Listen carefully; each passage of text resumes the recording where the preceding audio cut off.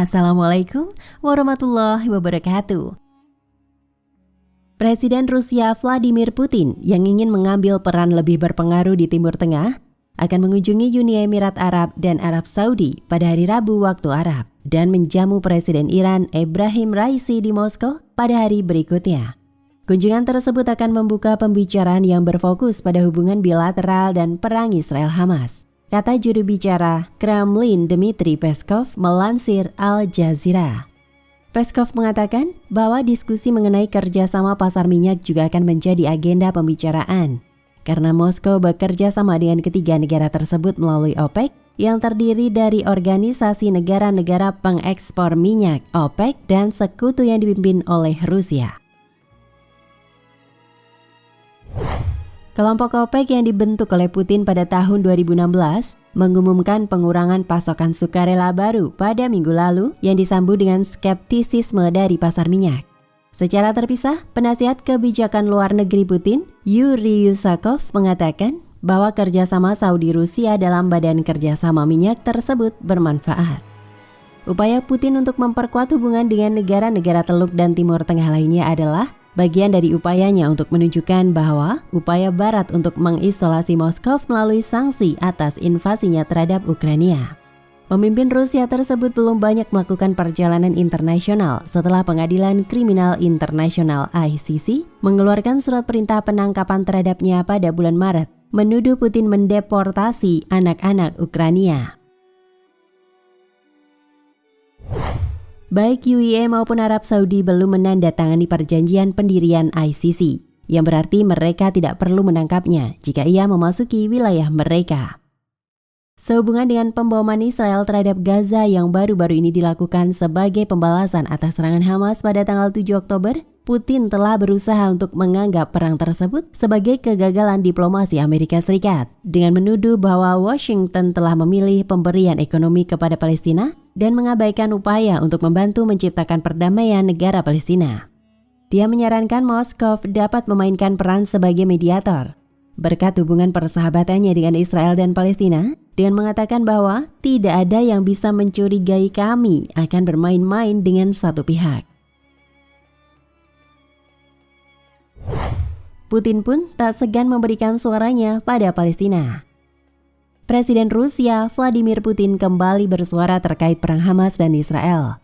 Ia mengatakan Israel mengambil sebagian tanah asli Palestina, terutama melalui penggunaan kekuatan militer. Hal ini ditegaskan saat berbicara di Forum Pekan Energi Rusia di Moskow. Sebagaimana dilaporkan Anadolu, Putin mengatakan masalah Palestina adalah ada di hati setiap orang yang menganut Islam, dan mereka menganggap itu semua sebagai manifestasi ketidakadilan yang mencapai tingkat yang tidak terpikirkan. Isu Palestina adalah inti dari setiap orang di kawasan ini, tegasnya.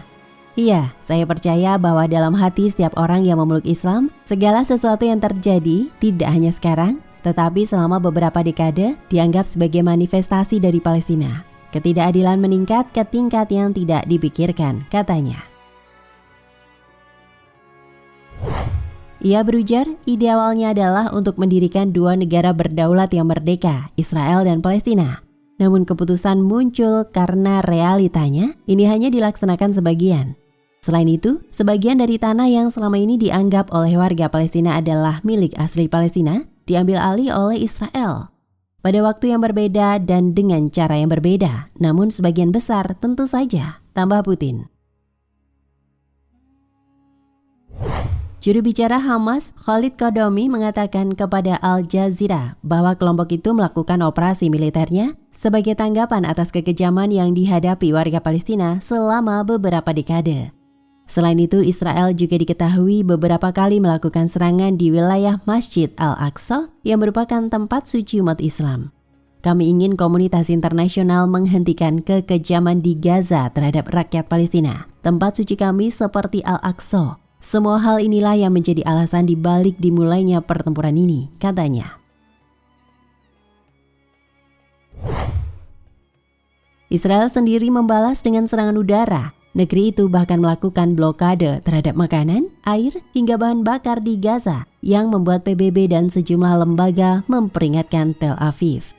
Sementara itu, mengutip CNN International, Wakil Menteri Luar Negeri Rusia dan utusan Timur Tengah Rusia Mikhail Bogdanov menyerukan penghentian segera permusuhan. Ia meminta dimulainya kembali pengiriman makanan dan obat-obatan ke Gaza.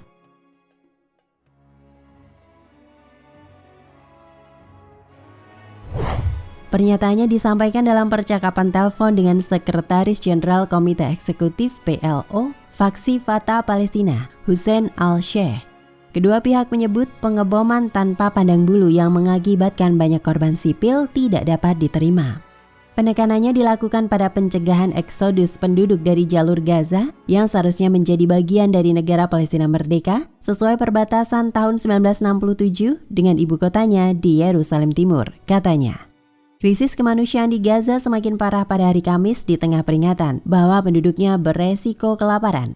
Hingga kini, 338.000 orang telah mengungsi.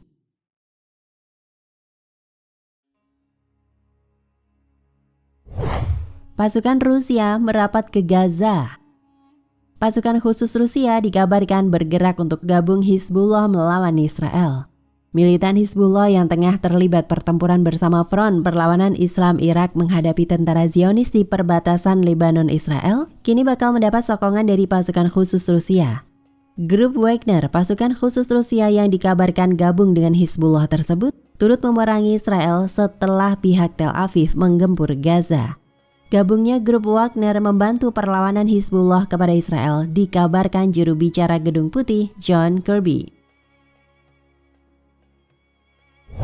Pemerintah Amerika Serikat menuduh grup Wagner masuk dalam serangan Hizbullah secara berkepanjangan terhadap wilayah Israel. Dalam informasi tersebut, grup Wagner bakal memberikan sistem pertahanan udara untuk Hizbullah. Selain itu, masih menurut tuduhan Gedung Putih, grup Wagner akan memberikan senjata pertahanan untuk Front Perlawanan Islam Irak. Amerika sebelumnya juga menuduh grup Wagner memasok Pantsir S-1, sistem senjata dan rudal anti pesawat self-propelled Rusia. Atas tuduhan itu, Rusia membantah keras. Pihaknya tidak terlibat pertempuran dalam konflik di Gaza, apalagi mengerahkan grup Wagner membantu Hizbullah di Lebanon. Disebutkan, tuduhan Gedung Putih tersebut tidak berdasar fakta. Saat ini Israel mendapatkan perlawanan keras dari wilayah perbatasan di Lebanon. Militan Hizbullah secara terbuka menyatakan dukungannya terhadap Hamas melawan pasukan Zionis. Hizbullah telah menguasai wilayah selatan Lebanon. Dari video yang beredar, terlihat sebuah tank Israel bersembunyi di bawah sebuah pohon, diduga pohon Gorkot. Tak lama kemudian, secara mengejutkan sebuah rudal yang diklaim oleh Hizbullah mengenai target, hancur seketika. Pada kesempatan lain, Israel mengakui ada 12 tembakan rudal dari arah perbatasan Lebanon yang menarget wilayahnya.